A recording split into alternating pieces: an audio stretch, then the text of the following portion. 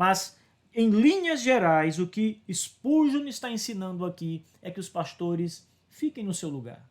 Cuidem de sua própria igreja local.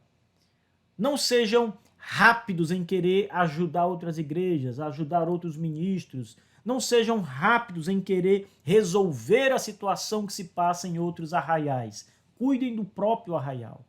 Cuidem da própria vida. Cuidem das próprias ovelhas que lhes foi entregue pelo Senhor da Seara. Esse é o ponto que Spurgeon trata aqui de maneira bem exaustiva, aqui no capítulo 9.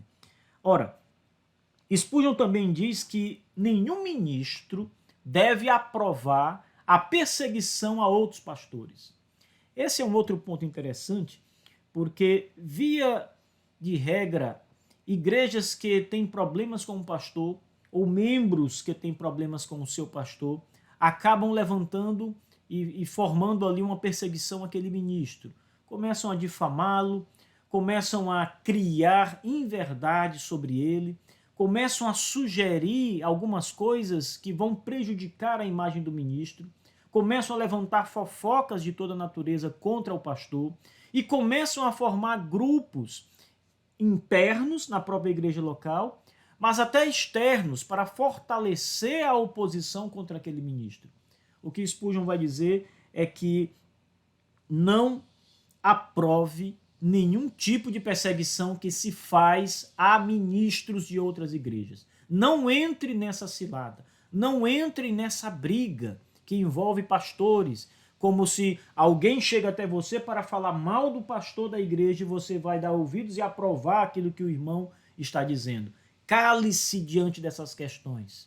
Não aprove, procure ao máximo que for possível evitar contendas ou ouvir as pessoas que se levantam para acusar pastores. O texto diz assim: não anime as pessoas desleais que acham defeitos nos seus pastores ou que lhes trazem notícias dos males que ocorrem noutras igrejas. É muito comum, pessoas de outras igrejas que conhecem o ministro, conhecem você que é pastor, mas não são suas ovelhas, não pertencem ao seu pastorado, são amigos, são irmãos de outros pastos, de outros campos. É muito comum essas ovelhas chegarem até a sua casa com queixas sobre o seu pastor. E vão começar a falar a você os problemas que estão passando, o quanto aquele pastor está sendo um mau pastor, o quanto aquele pastor tem trazido sofrimento à igreja, o quanto aquele pastor é desleal com as escrituras, não prega a verdade, não expõe a Bíblia. Ora, nem todo pastor vai pregar como Spurgeon pregou. Aliás, os pastores, a maioria deles, não irão pregar perto daquilo que Spurgeon pregou. Spurgeon está, na verdade, muito distante da maioria dos ministros do evangelho no que diz respeito à pregação. Ele foi um homem usado e abençoado sobremaneira por Deus nesse aspecto. Deus deu a Spurgeon um dom e um talento que ele não tem derramado aos pastores de um modo geral. Então Spurgeon, no quesito pregação, está muito acima da média dos pastores. Não pensem, meus queridos irmãos, que todo ministro ou que o seu ministro deve pregar tão bem quanto os principais pastores do nosso tempo, os mais consideráveis pregadores do nosso tempo. Isso não deve ser assim. Contente-se em sua igreja ter um ministro fiel na exposição da verdade.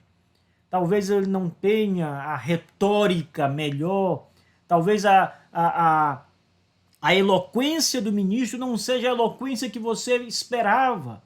Talvez não seja a eloquência do pastor da igreja ao lado ou do pastor do momento. Contudo, o mais importante é que esse ministro seja fiel na exposição da verdade. O mais importante não é como ele fala, isso tem alguma importância, mas o mais importante é o que ele fala. E se ele fala a verdade do evangelho, se ele é um fiel expositor da Sagrada Escritura, isso é suficiente. Isso deve agradá-lo.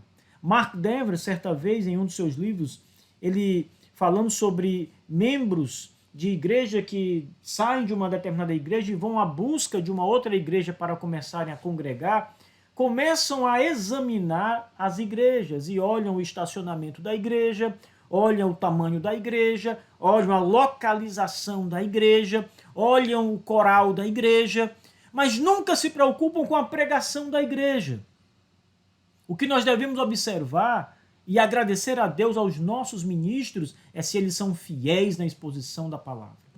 Ainda que eles estejam pregando numa igreja de palha, coberta de palha, com um telhado de palha, ou mesmo ao céu aberto, que eles sejam fiéis expositores da verdade.